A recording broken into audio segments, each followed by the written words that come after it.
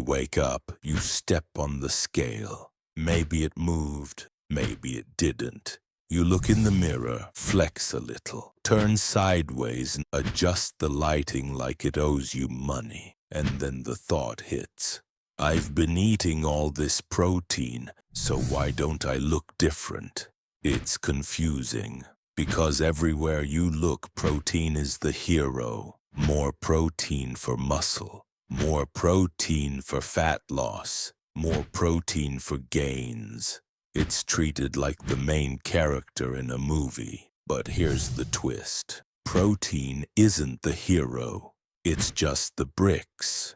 And bricks alone don't build a house. No structure, no plan, and no workers. Just a pile of potential going nowhere. And this is exactly where most people get stuck. Because if protein is just the bricks, then what's actually building the house? Let's break it down. 1. The bricklayer's mistake. Imagine you want to build a massive mansion in your backyard. You order a truckload of the best bricks in the world and have them dumped on your lawn. Then you sit on your porch and wait. You wait all day, you wait all night.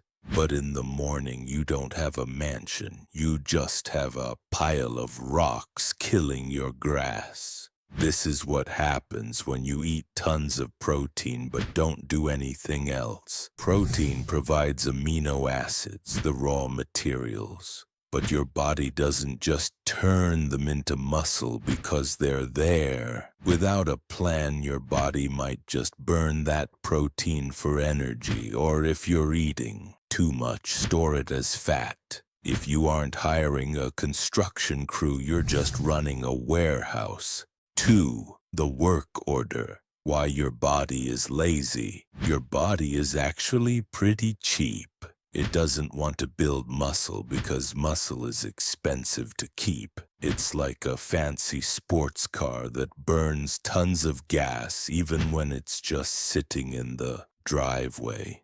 Your body would much rather keep a layer of fat, which is like a boring savings account that costs nothing to maintain.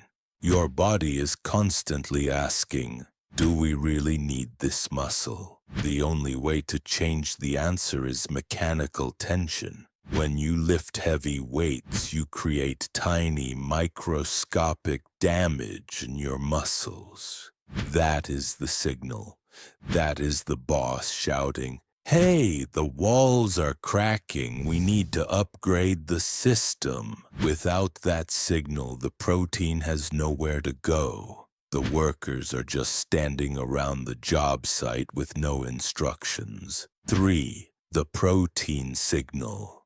Now let's keep this simple. Protein isn't magic on its own. It doesn't decide what to build. Your body does, and it only builds when it gets a signal. If you're lifting weights regularly, research gives a clear range. Minimum effective, 1.6 grams per kilo of body weight.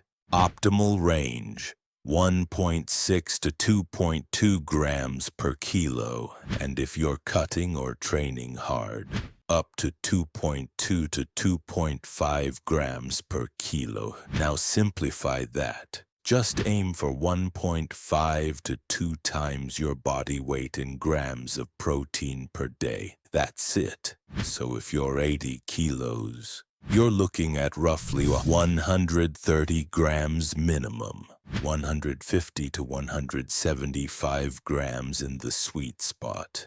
Around 200 grams if you're pushing harder. But here's where most people mess up. They focus only on hitting the number, but protein alone doesn't build anything.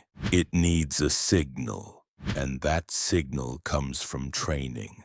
When you lift weights with real effort, you create tiny stress in the muscle, controlled damage, and your body reads that as instruction, not pain.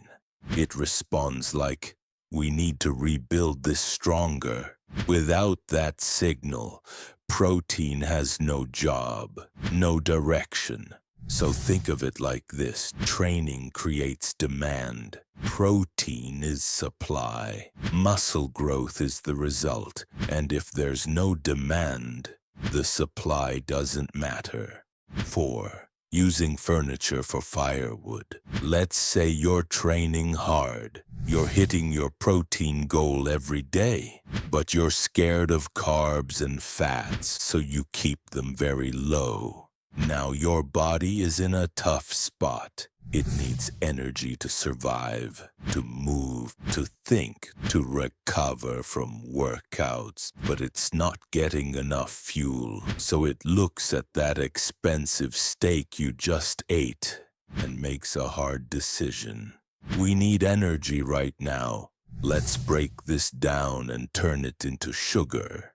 This process is called gluconeogenesis. It means your body is converting protein into energy. And yes, it works. But it's not what you want, because that protein was supposed to build muscle, repair tissue, make you stronger. Instead, it's just keeping you alive. It's like buying beautiful mahogany furniture and throwing it into a fireplace to stay warm. It burns, it gives heat, but it's a complete waste of something valuable. And it gets worse. When you don't eat enough carbs, your workouts suffer, you feel weaker. You can't lift as much, you get tired faster. Less performance equals less stimulus for muscle growth. And when fats are too low, your hormones take a hit, especially the ones that help with recovery and muscle building. So now you have 3 problems: low energy, poor workouts, and protein being wasted.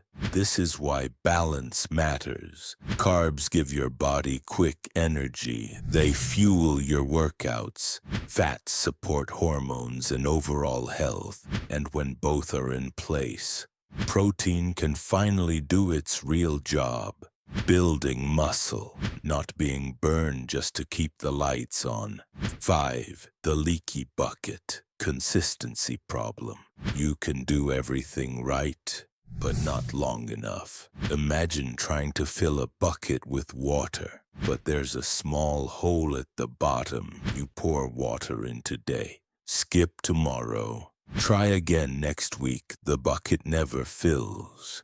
That's what inconsistent training and diet looks like. Muscle isn't built in one workout or one high-protein day. It's built through repeated signals, over weeks, over months. Miss too many days, then your body just resets back to zero. It forgets the plan. Protein doesn't work on motivation. It works on consistency. 6. The wrong blueprint. No progressive overload. Let's say you are training. You show up, you lift, but every week looks the same. Same weights, same reps, same effort. That's like giving workers a blueprint, but never asking them to build higher. So they don't. Your body adapts fast. If you don't give it a reason to grow, it won't. More protein won't fix a weak signal. You don't need more bricks, you need a better blueprint. Heavier weight, more reps, better form. That's what creates progress. 7. The traffic jam. Poor nutrient timing and distribution. Now here's where most people mess up. They eat enough protein, but they eat it all at once. Let's say you hit 120 grams in one meal. Sounds good, but your body doesn't work like that. It's like 100 delivery trucks showing up at a job site, but only a few workers are there to unload them. Everything slows down. Some get wasted. Some never get used properly. That's not efficiency. That's a traffic jam. So here's the rule. Your body builds muscle best when protein is spread out. Aim for 30 to 50 grams per meal, across 3 to 5 meals a day. Simple structure: breakfast, 30 to 40 grams. Lunch, 30 to 40 grams. Dinner, 30 to 40 grams. Optional snack, top up protein. And in real life, this is where it matters. That sandwich with 10 grams of protein, not enough. Random snacks, not efficient. Instead, think chicken, eggs, yogurt, meat-based meals. And when you're shopping, read the label. If it's low protein, it's not really building anything. It's just filling space. 8. The identity shift. The deeper truth. Here's the part nobody tells you. Your body doesn't change because of what you eat. It changes because of what it's forced to become. A lifter, an athlete, someone who moves, trains, recovers, because your body is always adapting, always asking one question: what do we need to be better at surviving? Lift heavy things. It says, all right, we need more muscle.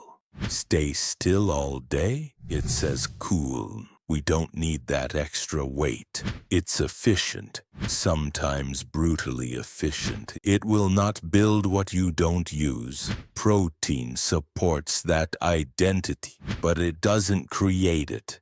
It's the supply, not the signal. The signal comes from effort, from tension, from pushing your limits just enough that your body has no choice but to respond. That's when everything changes. Your body flips from maintain mode to adapt mode. Now the protein you eat finally has a job. Now those calories have a purpose: repair, rebuild, come back stronger. But without that demand, it's like delivering construction material to an empty field. No workers, no plan, no reason to build. You don't build muscle by eating like a strong person. You build it by living like one, by showing up, by training when you don't feel like it, by recovering when your ego wants to do more, by repeating that cycle again and again. Because in the end, your body doesn't care about your intentions. It responds to your actions. Protein was never the problem, and it was never the solution. It's just the material. But change only happens when the signal is there and repeated long enough to matter. So don't overcomplicate it. Train with intent. Recover properly. Stay consistent. Because your body doesn't respond to intention. It responds to repetition. And what you repeat long enough eventually shows up in who you become.